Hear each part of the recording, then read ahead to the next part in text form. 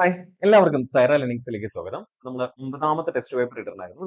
അതിലെ ചോദ്യങ്ങളൊക്കെ നമ്മൾ റേഷ്യോ റിലേറ്റഡ് ആയിട്ടുള്ള ക്വസ്റ്റ്യൻസ് ആയിരുന്നു ഇട്ടിരുന്നത്. അതൊക്കെ അടിപൊളിയായിട്ട് എല്ലാവരും ചെയ്തിട്ടുണ്ടാവും എന്നറിയാം. എന്നാലും നമുക്കത് എങ്ങനെ കുറച്ചുകൂടി എളുപ്പത്തിൽ നമുക്ക് ആൻസേഴ്സ് കണ്ടുപിടിക്കാം നമുക്ക് ഇതിലൂടെ ഡിസ്കസ് ചെയ്യാൻ പോകുന്നത്. സോ റെഡി ആണല്ലോ? നമ്മുടെ ആദ്യത്തെ ചോദ്യം എന്ത് റിലേറ്റഡ് ആയിരുന്നു? ഡാറ്റ ഇന്റർപ്രിട്ടേഷൻ റിലേറ്റഡ് ആയിരുന്നു അല്ലേ? ഒരു ടേബിൾ തന്നിട്ടുണ്ട്, അതുമായിട്ട് ബന്ധപ്പെട്ട കുറച്ച് ചോദ്യങ്ങൾ ചോദിച്ചിട്ടുണ്ട് അല്ലെ? നമുക്ക് എന്താണ് ടേബിളിൽ 5 കോളേജുകളുടെ ഡീറ്റെയിൽസ്, അതിൽ നമ്പർ ഓഫ് എംപ്ലോയീസ് ഉണ്ട് അല്ലെ? ABCD എന്ന് പറയുന്ന 5 കോളേജസ്, അതിലെ ടോട്ടൽ നമ്പർ ഓഫ് എംപ്ലോയീസ്. അതിനകത്തെ മെയിൽ ടു ഫീമെയിൽ റേഷ്യോ ആണ് നമുക്ക് തന്നിരിക്കുന്നത്. അപ്പൊ ആദ്യത്തെ ചോദ്യം എന്തായിരുന്നു? What is the total number of male employees taking all the colleges together എന്നുള്ളതാണ്. അപ്പൊ നമുക്ക് എല്ലാ കോളേജിലെയും ഏത് എംപ്ലോയീസിനെ കാണണം? മെയിൽ എംപ്ലോയീസിനെ കാണണം.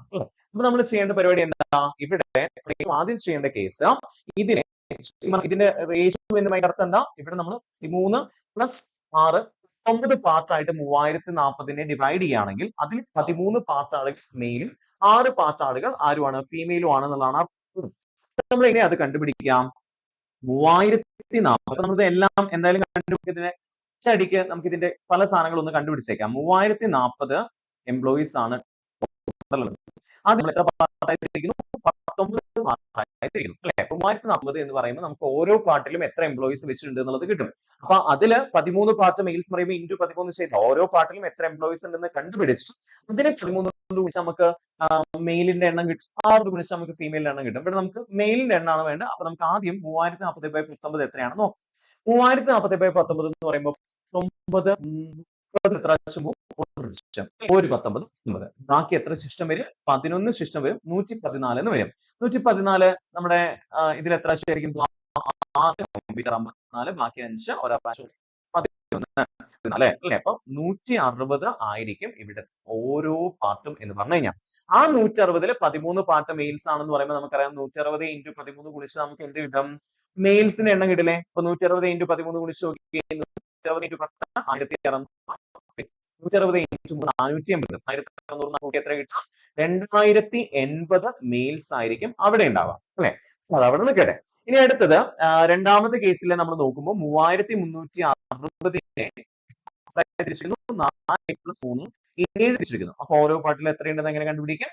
33 4 7 28 അല്ലെ? ബാക്കി 5 56 480 പാർട്ട്. ഓരോ പാർട്ടിലുള്ള എംപ്ലോയീസിന്റെ എണ്ണം അങ്ങനെ 4 പാർട്ടായിട്ടാണ് മെയിലിനെ തിരിച്ചിരിക്കുന്നത്. 4 പാർട്ടുകൾ ചെയ്തതാണ് മെയിൽ. 480 × 4 80 × 4 320. അപ്പൊ 1920 പേരായിരിക്കും നമ്മുടെ ബി പറയുന്ന കോളേജിലെ മെയിൽസിന്റെ എണ്ണം അല്ലെ? ഈ സിയിലെ എണ്ണം കണ്ടുപിടിക്കണേ. ആദ്യം സിയിലെ ഓരോ പാർട്ടിലും എത്ര വെച്ചിട്ടുണ്ട് നമുക്ക് ആദ്യം കണ്ടുപിടിക്കണം അല്ലെ? നമുക്ക് ഇവിടെ 160 കിട്ടി. നമുക്ക് ഇവിടെ എഴുതി വെക്കാം കേട്ടോ, കാരണം ഓരോ പാർട്ടിലും എത്ര പേരുണ്ട് എന്നുള്ളത്. 9 ബൈ 9 20 അല്ലെ? 0 0 വെട്ടിപ്പോയ 2 9 2 4 8 ബാക്കി 1 6 അപ്പൊ 146 ആയിട്ടാണ് ഓരോ പാർട്ടിയും തിരിച്ചിരിക്കുന്നത്. ആ 146 × 9 അല്ലെ? 100 × 9 40 ×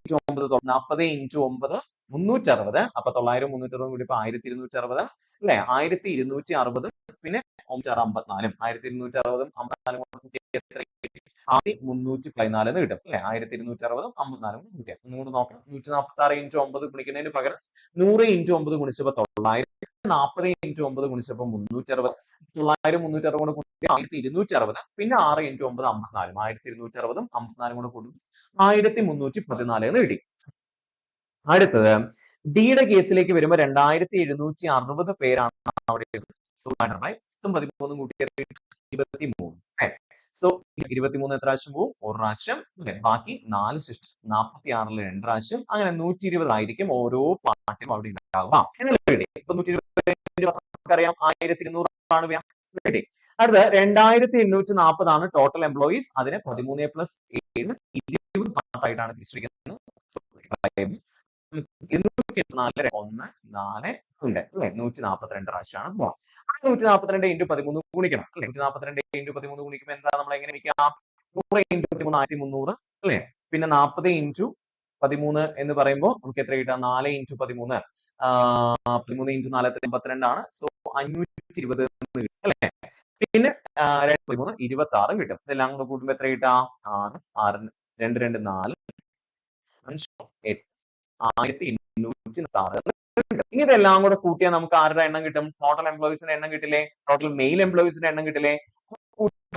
ഇവിടെ 6 4 ബാക്കി 5 5 5 1 6 6 2 8 16 അല്ലെ? അപ്പൊ ലാസ്റ്റ് ഇങ്ങനെ 6 0 വരുന്ന ഒറ്റ ഓപ്ഷനിലുള്ളൂ. അപ്പൊ നമുക്ക് ധൈര്യമായിട്ട് എഴുതാം.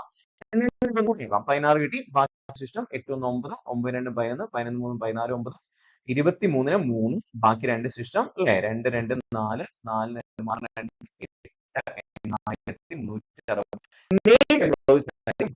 പക്ഷേ ഈ ഒരു ക്വസ്റ്റിലെ സമയം എടുത്തല്ലോ എന്ന് വിചാരിച്ച് നമ്മൾ ബുദ്ധിമുട്ടുണ്ട്. കാരണം അടുത്ത ചോദ്യം മുതൽ ഇത് ഭയങ്കര സിമ്പിൾ ആയിരിക്കും. കാരണം നമ്മൾ എന്ത് കണ്ടുപിടിച്ചു? ഓരോ പാർട്ടിയും എത്ര ഉണ്ട് നമ്മൾ ഓൾറെഡി കണ്ടുപിടിച്ചു. പിന്നെ ഇതിലേക്ക് മെയിൽ എംപ്ലോയീസിന്റെ എണ്ണം നമ്മൾ ഓൾറെഡി കണ്ടുപിടിച്ച് വെച്ചിട്ടുണ്ട്. സോ കുറച്ചുകൂടി സിമ്പിൾ ആയിരിക്കും അടുത്ത ക്വസ്റ്റ്യൻ മുതൽ എന്നുള്ളത് മനസ്സിലാക്കാം. ഓൾറെഡി ഇതൊക്കെ കണ്ടുപിടിച്ച് വെച്ചിട്ടുണ്ട്. എന്താ what is average number of female employees taking all the colleges together എന്ന് പറയുമ്പോൾ പിന്നെ ഫീമെയിൽ എംപ്ലോയീസിന്റെ എണ്ണാണ് കാണുന്നത്. അപ്പൊ നമുക്ക് ഓൾറെഡി നമുക്ക് ഇതിൽ ഓരോ പാർട്ടിലും എത്ര പേരുണ്ടെന്നുള്ളത് നമുക്ക് കിട്ടിയിട്ടുണ്ട് അല്ലെ? 160 480 146 അല്ലേ കിട്ടിയിട്ടുണ്ടല്ലോ. നമ്മൾ ജസ്റ്റ് ഒന്ന് ഇവിടെ എഴുതി വരുന്നു 480 അല്ലെ? പിന്നെ എത്രയായിരുന്നു? 146 120 146 120 പിന്നെ എത്രയായിരുന്നു? 142 അല്ലെ? സോ ഇങ്ങനെ നമ്മൾ എഴുതി വെച്ചു. ഇനി നമ്മൾ ചെയ്യേണ്ട പരിപാടി ഫീമെയിൽ എംപ്ലോയീസിന്റെ എണ്ണം കിട്ടണമെങ്കിൽ ഒരു പാർട്ടിൽ 160 എംപ്ലോയീസ് ആണ് അങ്ങനെ ആ പാർട്ട് അവിടെ ഉണ്ട്. അപ്പൊ 16 × 6 96 ഒരു 0 960 480 × 3 എന്ന് പറയുമ്പോൾ 400 × 3 1080 × 3 240 1440 അല്ലെ? പിന്നെ 146 × 11 എന്ന് പറയുമ്പോൾ 1460 146 കൂടെ കൂട്ടണം അല്ലെ? 1460 6 ബാക്കി 2 4 2 6 1606 അല്ലെ? 1606 കിട്ടി. 120 × 13 വിളിക്കുമ്പോൾ 12 × 13 130 2 × 13 26 156 അപ്പൊ 1560 ആയിരിക്കും. 142 × 7 142 × 7 എന്ന് പറയുമ്പോൾ 100 × 7 227 280 980 2 × 7 14 994 അല്ലെ? സോ ഇതെല്ലാം കൂടെ കൂട്ടാം. അപ്പൊ നമുക്ക് എത്ര കിട്ടാം? അല്ലെങ്കിൽ നമ്മൾ ടോട്ടൽ എംപ്ലോയീസിന്റെ എണ്ണം കൂട്ടി എന്ത് കുറച്ചാൽ മതി? ടോട്ടൽ മെയിൽ എംപ്ലോയീസ് നമുക്ക് അറിയാം. കുറച്ചാലും നമുക്ക് ഫീമെയിൽ എംപ്ലോയീസിന്റെ എണ്ണം കിട്ടും. ഓക്കെ, എണ്ണം കിട്ടും. പക്ഷെ ഇവിടെ നമ്മൾ ഇതെല്ലാം കൂടെ കൂട്ടുമ്പോൾ എത്ര കിട്ടാം? 0 അല്ലെ? 6 4 10 ബാക്കി 1 9 6 4 20 6 ബാക്കി 2 ശിഷ്ടം 9 2 11 5 16 6 22 4 26 9 എത്ര കിട്ടാം? 3 ശിഷ്ടം അല്ലെ? 6560 ആണ് ടോട്ടൽ എംപ്ലോയീസ് അല്ലെ? സോ നമുക്ക് എന്താ കണ്ടുപിടിക്കേണ്ട? ആവറേജ് അല്ലേ കണ്ടുപിടിക്കേണ്ട? ടോട്ടൽ ഫീമെയിൽ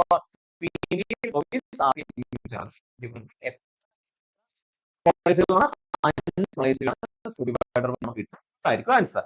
നമുക്കറിയാം 1 6 1 5 5 അല്ലെ? ബാക്കി 1 ശേഷം 15 60 എത്ര ആയിരിക്കും? 5 ബാക്കി 1 ശേഷം 10 2 പ്രാവശ്യം. സോ 1312 ആയിരിക്കും average number of female employees taking all the college together എന്നുള്ള സാധനത്തിന്റെ ആൻസർ. ഓക്കെ അല്ലേ? അടുത്ത ക്വസ്റ്റ്യൻ എന്താ? The number of male employees in working in colleges A and E C together. നമുക്ക് ഓൾറെഡി ആദ്യത്തെ ക്വസ്റ്റ്യൻസിൽ അറിയാം എയിൽ സിയിൽ എത്ര എംപ്ലോയീസ് ഉണ്ട് എന്നുള്ളത്. എയിൽ എത്ര എംപ്ലോയീസ്? സിയിൽ 1314. ഇത് രണ്ടും കൂടെ കൂട്ടുമ്പോൾ എത്ര കിട്ടാം? 2080 1380 1314 കൂടെ കൂട്ടുമ്പോൾ എത്ര കിട്ടാം? നോക്കി എത്ര കിട്ടാം? 4 8 9 304 ആയിരിക്കും അവിടുത്തെ ടോട്ടൽ മെയിൽ എംപ്ലോയീസ് അല്ലെ? അപ്പൊ അത് more than the number of female employees working in colleges. അപ്പൊ നമുക്ക് ബിയിലും ഡിയിലും എത്ര ഫീമെയിൽ എംപ്ലോയീസ് ഉണ്ടെന്ന് നോക്കി. 1440 1560 1440 കൂടെ കൂട്ടുമ്പോൾ 0 അല്ലെ? 6 4 10 ബാക്കി 1 5 ബാക്കി 1 3000 എംപ്ലോയീസ് ആണ് ഉള്ളത്. 3000 എന്ന് പറയുന്ന സാധനം 394 തമ്മിലുള്ള എന്ത് ഡിഫറൻസ് കണ്ടുപിടിച്ചിട്ട് നമുക്ക് എന്താ വേണ്ട? 3000-നേക്കാൾ എത്ര കൂടുതലാണെന്നല്ലേ ചോദിക്കും. 3000 × 100 എന്നാണ്. 3399 മൈനസ് 3000 4 ഡിവൈഡഡ് ബൈ 3000 × 100 എന്ന് വരും. അപ്പൊ നമുക്കിത് താഴെ 3000 ആയോണ്ട് നമുക്ക് ഈ 2 പൂജ്യങ്ങളെ വെട്ടിക്കളയാനാണ് കുറച്ചുകൂടെ നല്ലത്. അപ്പൊ 394 30 എത്ര ആശം പോകുന്നു? 30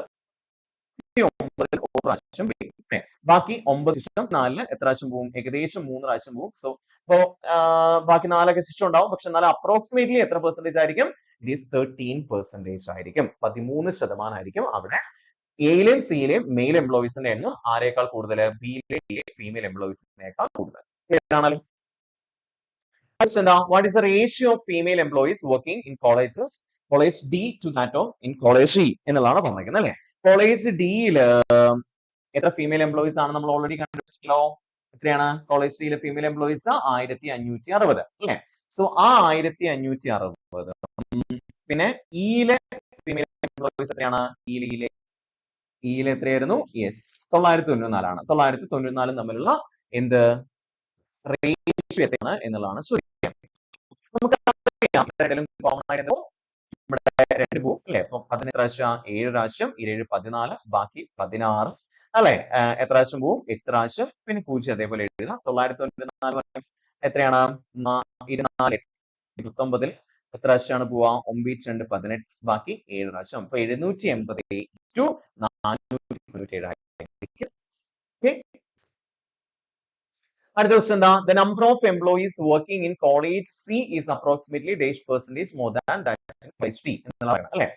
കോളേജ് സിയിൽ വർക്ക് ചെയ്യുന്ന എംപ്ലോയീസ് എണ്ണം കോളേജ് ഡിയിൽ വർക്ക് ചെയ്യുന്ന എംപ്ലോയീസിന്റെ എണ്ണത്താൽ എത്ര കൂടുതലാണ് എന്നുള്ളതാണ് ചോദ്യം. സോ എന്താ ചെയ്യേണ്ടത്? 2920 മൈനസ് 2760 പിന്നെ കോളേജ് ഡിയുടെ കേസിലാണ് നമ്മൾ ചെയ്യുന്നത്. ഡിവൈഡഡ് ബൈ 2760 ഇൻറ്റു 100 ആണ് ചെയ്യേണ്ടത് അല്ലെ. കൂടുതൽ 2760 കുറച്ചാൽ എത്ര വരിക?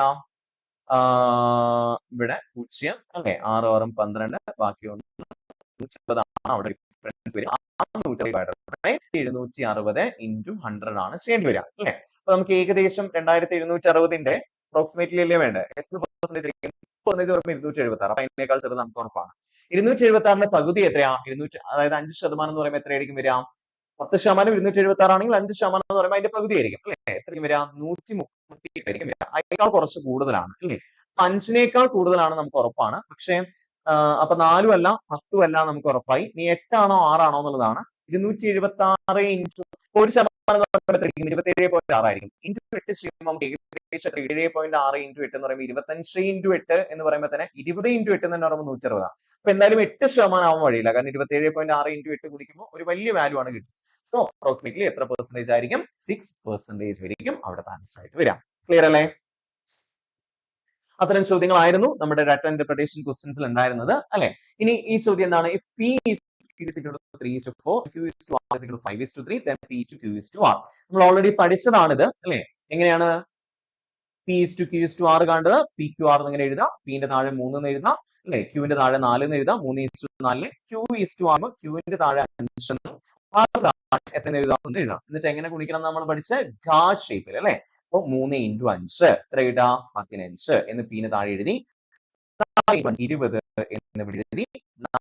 12 എന്നിവിടെ എഴുതി. അപ്പൊ എത്രയായിരിക്കും ഇവിടുത്തെ റേഷ്യോ? 15:20:12 ഓക്കെ അല്ലേ? യെസ്. അടുത്ത ക്വസ്റ്റ്യൻ എന്താ? The ratio of present ages of P and Q is 3:2. 4 years back the ratio was 5:3. What will be the ratio after 4 years എന്നുള്ളതാണ് ചോദിച്ചേക്കണം. അപ്പൊ ഇപ്പോഴത്തെ പ്രസന്റ് ഏജ് 3:2 ആണെന്ന് പറയുമ്പോൾ പിന്റെ ഏജിനെ നമുക്ക് 3x ആയിട്ടും ക്യൂവിന്റെ ഏജിനെ 2x ആയിട്ടും വെച്ച് എക്സ് എന്ന് പറയുന്ന കോമൺ ഫാക്ടർ വെച്ച് വെട്ടി ചെറുതാക്കിയപ്പോഴായിരിക്കും 3:2 എന്ന് കിട്ടിക്കണം. നമ്മൾ അങ്ങനെയാണല്ലോ റേഷ്യോ കാണാം. കോമൺ ആയിട്ട് രണ്ടിലും കോമൺ ആയിട്ട് പോകുന്ന ഒരു വലിയ സംഖ്യ വെച്ച് നമ്മൾ അതിനെ ആ സംഖ്യ നമ്മൾ എക്സ് ആയിട്ട് എടുക്കുകയാണെങ്കിൽ ആദ്യത്തെ പിയുടെ കറക്റ്റ് ഏജ് എത്രയായിരിക്കും? 3x ഉം ക്യൂവിന്റെ കറക്റ്റ് ഏജ് എത്രയായിരിക്കും? 2x ആയിരിക്കും. 4 years back എന്ന് പറയുമ്പോൾ 4 വർഷങ്ങൾക്ക് മുമ്പ് എത്രയായിരിക്കും? 3x - 4 ആയിരിക്കും അല്ലെ. പിന്നെ ക്യൂവിന്റെ വയസ്സ് എത്രയായിരിക്കും? അപ്പോ 2x - 4 വർഷങ്ങൾക്ക് മുമ്പുള്ള രണ്ടുപേരുടെയും വയസ്സ് 4 വയസ്സ് കുറവായിരിക്കും. ഇപ്പോൾ ഉള്ള റേഷ്യോ 5:3 ആണെന്ന് പറഞ്ഞാൽ 5/3 ആണ് വരിക. ഇനി എന്ത് ചെയ്യണം? ഇതിനെ അങ്ങോട്ട് ഒന്ന് ക്രോസ് മൾട്ടിപ്ലൈ ചെയ്യാം. 3x - 4 is equal to എന്താ വരിക? 5 × 2x - 4 5 × 2x - 4 എന്ന് എഴുതാം. ഇനി ഓപ്പൺ ചെയ്യാം 9x അല്ലെ. പിന്നെ 3 × -4 എന്ന് പറയുമ്പോൾ എത്ര കിട്ടും? -12. ഓപ്പൺ ചെയ്യുമ്പോഴോ 5 into 2x എന്ന് പറയുമ്പോൾ 10 അല്ലെ. പിന്നെ 5 into -4 എന്ന് പറയുമ്പോൾ -20 എന്ന് കിട്ടി. ഇനി നമ്മൾ ഇതിനെ എക്സിനെല്ലാം കൂടെ ഒരു സൈഡിലേക്ക് കൊണ്ടുവരാം. അപ്പൊ വലിയ എക്സ് എവിടെ കിടക്കുന്നോ അങ്ങോട്ട് ചെറുതിനെ കൊണ്ടുവരാം. അപ്പൊ 9x ഇങ്ങോട്ടും വന്നോട്ടെ, -20 ഇങ്ങോട്ടും വന്നോട്ടെ. -20 ഇപ്പുറത്ത് വരുമ്പോൾ എന്താ വരാ? 20 minus 10x ആ 9x ഇപ്പുറത്തേക്ക് വരുമ്പോൾ എന്ത് വരും? -9x. 10x minus 9x എത്രയാ? x ആണ് അല്ലെ. അപ്പൊ 20 എക്സിന്റെ വാല്യൂ എത്രയാണ്? ഇനി എന്താ ചോദ്യം? അപ്പൊ എക്സിന്റെ വാല്യൂ 8 ആണെങ്കിൽ ഇപ്പോഴത്തെ വയസ്സുകൾ എത്രയൊക്കെ ആയിരിക്കും ആലോചിച്ച് 3 into 8 24 വയസ്സുകൾ. ന്റെ വയസ്സ് 3 into 8 എക്സിന്റെ വാല്യൂ ആണ് 8 എന്ന് കിട്ടിയത്. അപ്പൊ 3 into 8 24. ക്യൂവിന്റെ വയസ്സ് എത്രയായിരിക്കും? 2 into 8 16 ആയിരിക്കും ക്യൂവിന്റെ വയസ്സ്. ഇനി നമ്മൾ 4 വർഷങ്ങൾക്ക് ശേഷം തമ്മിലുള്ള റേഷ്യോ എത്രയാണെന്നുള്ളതാണ്. അപ്പൊ 4 വയസ്സാണെങ്കിൽ 4 വർഷം കഴിഞ്ഞാൽ 28. പിന്നെ 16 ആണ് ഇപ്പോഴത്തെ വയസ്സെങ്കിൽ 4 വർഷം കഴിഞ്ഞാൽ 20 അല്ലെ. അപ്പൊ 28 20 എന്ത് പോവും? 4 പോവും. 4 7 പ്രാവശ്യം 24 ആൻസർ 7:5 ആയിരിക്കും ആൻസർ. ആണല്ലോ. അടുത്ത ക്വസ്റ്റ്യൻ എന്താ? A and B invest in the ratio 3:5. After 6 months, finds the business investing an amount equal to B. അല്ലെ.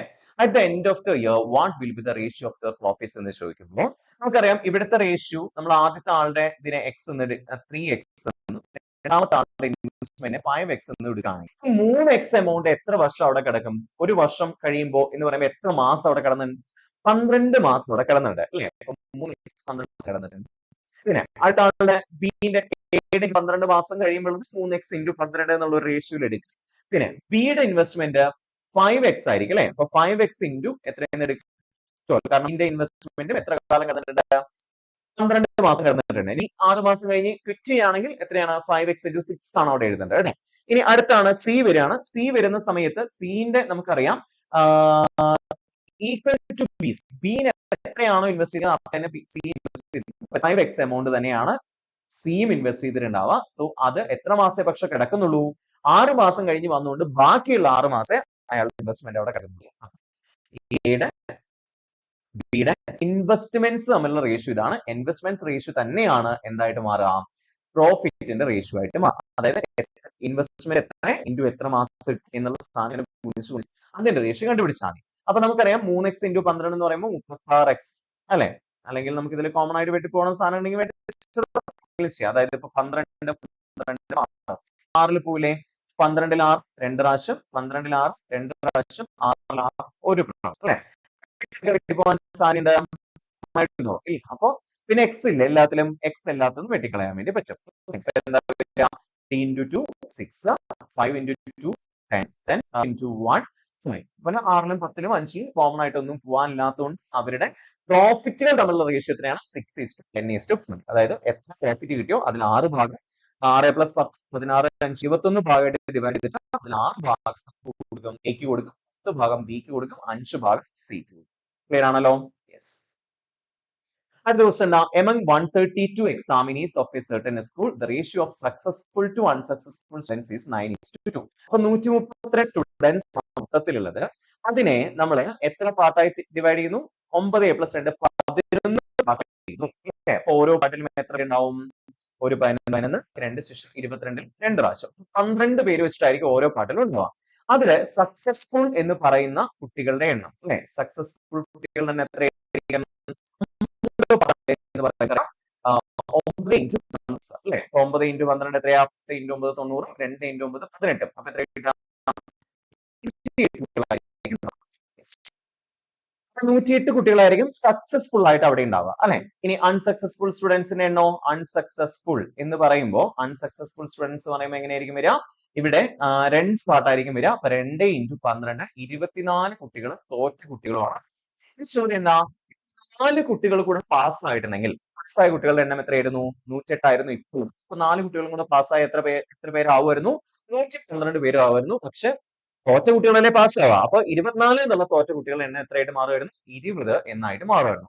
സക്സസ്ഫുൾ ടു അൺസക്സസ്ഫുൾ സ്റ്റുഡൻസിന്റെ റേഷ്യോ എത്രയാണെന്ന് ചോദിച്ചാൽ 112/20 ചെയ്യാം. 4 കുട്ടികൾ പാസ്സാവുമ്പോൾ ഓട്ടോമാറ്റിക്കലി തോറ്റ കുട്ടികളുടെ എണ്ണം കുറയും അല്ലെ. 24 എന്നുള്ള എത്രയായിട്ട് മാറും? 4 കുട്ടികൾ കുറഞ്ഞ് 20 ആയിട്ട് മാറി. ഇനി 112/20 എത്രയാണ് പോവാ? 112ലും 20ലും 4 പോവും അല്ലെ. 11ൽ 4 എത്ര പ്രാവശ്യം? 24 ബാക്കി 32 8 പ്രാവശ്യം 20 5 പ്രാവശ്യം 28/5 ദാറ്റ് ഈസ് 28:5 ആയിരിക്കും സക്സസ്ഫുൾ ടു അൺസക്സസ്ഫുൾ സ്റ്റുഡന്റ് പുതിയ റേഷ്യോ എന്ന് പറയുന്ന സാധനം. ക്ലിയർ ആണല്ലോ? യെസ്. അടുത്ത ക്വസ്റ്റ്യൻ എന്താ? A B C invested 13,000 17,000 5,000 respectively in a business at the end of year they earn a profit of rupees 1,400. അപ്പൊ നമുക്ക് ഇവിടെ ഇത്ര മാസത്തേക്ക് എല്ലാ മാസങ്ങളും കറക്റ്റ് ആയതുകൊണ്ട് ഇപ്പൊ നമുക്കറിയാം പ്രോഫിറ്റ് റേഷ്യോ കണ്ടുപിടിക്കാൻ എന്താ ചെയ്യാ, എത്ര വർഷത്തേക്ക് കിട്ടും? അപ്പൊ 14,000 into 12 is to 17,000 രൂപ രണ്ടാമത്തെ ആൾ ഇട്ടിരിക്കുന്നു, അതും 12 മാസത്തേക്ക് തന്നെയാണ്. അപ്പൊ ഇൻറ്റു 12. പിന്നെ 5,000 രൂപ ഇട്ടിരിക്കുന്നു, അതും 12 മാസത്തേക്കാണ്. സോ 5,000 into 12 എന്നാണ് എഴുതുക അല്ലെ? പ്രോഫിറ്റ് റേഷ്യോ കാണാൻ നമുക്കറിയാം 12 എല്ലാത്തിലും കോമൺ ആയിട്ട് വരുന്നതുകൊണ്ട് അത് വെട്ടിക്കളയാം. സോ എന്ത് ചെയ്യേണ്ട ആവശ്യമില്ല, അങ്ങനെ സെയിം മാസങ്ങളിലേക്ക് അല്ലെങ്കിൽ സെയിം വർഷങ്ങളിലേക്കാണ് ഇവർ ഇട്ടിരിക്കുന്നെങ്കിൽ ആ എമൗണ്ട് അവിടെ എഴുതേണ്ട ആവശ്യമില്ല. അപ്പൊ ഇൻവെസ്റ്റ്മെന്റ് റേഷ്യോ തന്നെ കണ്ടുപിടിച്ചാൽ മതി, സെയിം മാസങ്ങളാണെങ്കിൽ, സെയിം കാലാവധി ആണെങ്കിൽ. അപ്പൊ 13,000 ഇസ്റ്റു 17,000 ഇസ്റ്റു 5,000 എന്ന് പറയുമ്പോൾ 3 പൂജ്യങ്ങൾ വെച്ച് അങ്ങനെ വെട്ടിപ്പോയാൽ 13:17:5 ആണ് അവിടുത്തെ ഇൻവെസ്റ്റ്മെന്റ് റേഷ്യോ. അത് തന്നെയാണ് അവിടുത്തെ എന്ത് റേഷ്യോ? പ്രോഫിറ്റ് റേഷ്യോ അല്ലെ? അപ്പൊ ടോട്ടൽ എത്ര പാർട്ടായി തിരിക്കണം? 13, 17, 30, 5 35 പാർട്ടായി തിരിക്കണം. സോ 1,400നെ 35 പാർട്ടാക്കി നമ്മൾ ഡിവൈഡ് ചെയ്യുകയാണെങ്കിൽ അല്ലെ എത്രയാണ് വരിക? ഓരോ പാർട്ടിലും ബി ഷെയർ ഓഫ് പ്രോഫിറ്റ് അല്ലേ പറഞ്ഞേക്കണം. അപ്പൊ ബിക്ക് എത്ര പാർട്ട് കൊടുക്കണം? അതില് 17 പാർട്ട് കൊടുക്കണം. ഇൻറ്റു 17 കൂടെ ചെയ്താൽ മതി അവിടെ. ഒരു പാർട്ടിൽ എത്രയുണ്ടെന്ന് കണ്ടുപിടിച്ച് ഇൻറ്റു 17 ചെയ്താൽ മതി. അപ്പൊ നമുക്കറിയാം 140 35 എത്ര പ്രാവശ്യം പോവും? 35 into 2 70 ആണ്. അതിന്റെ ഇരട്ടിയാണ് 140 എന്ന് പറയുമ്പോൾ 35 into 4 ആയിരിക്കും 140 അല്ലെ? 40 into 17 40 into 17 എത്രയായിരിക്കും? 17 into 4 68. സോ 680 രൂപയായിരിക്കും ആരുടെ പ്രോഫിറ്റ്? ബിയുടെ പ്രോഫിറ്റ്. ഇനി എയുടെ പ്രോഫിറ്റ് ആണ് കണ്ടെങ്കിൽ 13 കൊണ്ട് ഗുണിക്കുക, സിയുടെ പ്രോഫിറ്റ് ആണ് കാണുന്നെങ്കിൽ 5 കൊണ്ട് ഗുണിക്കുക. ഏതിനെ? 40നെ. ക്ലിയർ ആണല്ലോ? അപ്പൊ അത്രയും ചോദ്യങ്ങളായിരുന്നു ഉണ്ടായിരുന്നത് അല്ലെ? അപ്പൊ ഈ ചോദ്യങ്ങളൊക്കെ അടിപൊളിയായിട്ട് തന്നെ നിങ്ങൾ ഓൾറെഡി ആൻസർ ചെയ്തിട്ടുണ്ടാവും എന്ന് എനിക്കറിയാം. എന്നാലും നമ്മൾ അതിന്റെ കുറച്ചുകൂടി ബെറ്റർ ആയിട്ടുള്ള കുറച്ചുകൂടി ഈസി ആയിട്ടുള്ള വേസ് ആണ് പറഞ്ഞു തന്നത്. സോ അപ്പൊ അതെല്ലാവരും ഡൗട്ട് ഉള്ളത് ഈ പറഞ്ഞ പോലെ ഒന്ന് ക്ലിയർ ആക്കി പോവാം. ഓക്കെ, സോ അപ്പൊ കൂടുതൽ ക്വസ്റ്റ്യൻസ് വർക്ക്ഔട്ട് ചെയ്യാം. നമ്മുടെ എക്സാം അടുത്തെത്താനായി. അപ്പൊ എല്ലാവരും അടിപൊളിയായിട്ട് ഉഷാറായിട്ട് മുന്നോട്ട് പോകാൻ ശ്രമിക്കുക എന്നാണ് പറയാനുള്ളത്. അപ്പൊ നമുക്ക് അടുത്ത ആഴ്ചത്തെ ടോപ്പിക്കുമായിട്ട് കണ്ടുപിടിക്കും. അതുവരേക്കും താങ്ക് യു വെരി മച്ച്.